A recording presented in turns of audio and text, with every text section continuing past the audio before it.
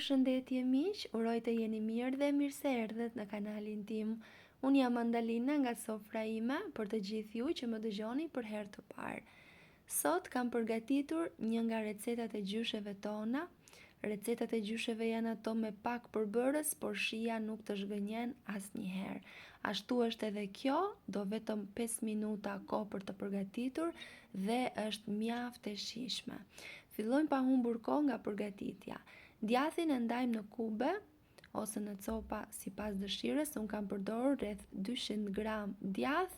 Djathin e kam djath shtëpie, pasi janë disa djathra në market që nëse arrin t'i skuqësh ato shkrin, ndërsa djathi shtëpisë nuk shkrin.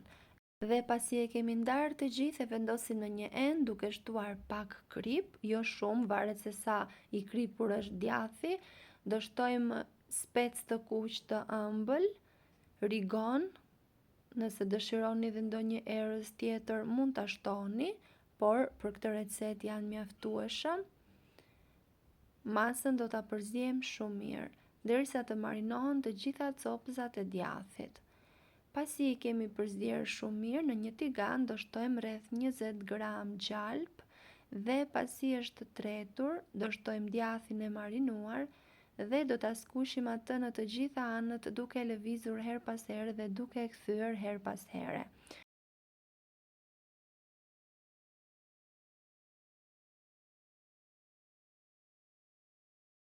Pasi është skuqur, shikoni pak se çfarë ngjyre, por ka edhe një aromë shumë të mirë.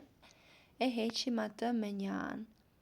Dua t'ju ftoj që t'i hidhni një sy kanalit tim dhe nëse ju pëlqejnë recetat dhe nëse jeni ri, mos harroni të bëni subscribe dhe të shtypni butonin e zilës, kështu do njoftoheni për çdo recetë të re të postuar.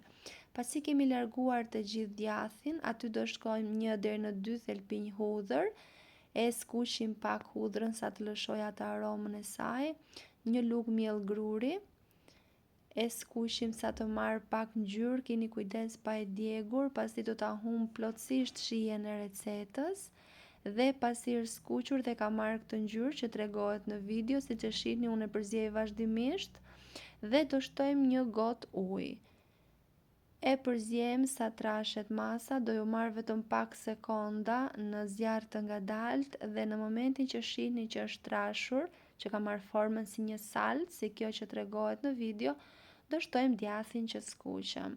E përziejmë, e lëm për rreth 1 minutë, as 1 minutë, mbas edhe më pak, sa të lidhen shijet dhe e shoqërojmë me majdanos të freskët ose me hudhër të njom, sipas dëshirës dhe e keni gati. Siguroni të keni bukë pranë vetes dhe ju bëf të mirë nëse do ta provoni. Pres për shtypjen tuaj në koment nëse edhe ju e keni përgatitur më parë. Faleminderit.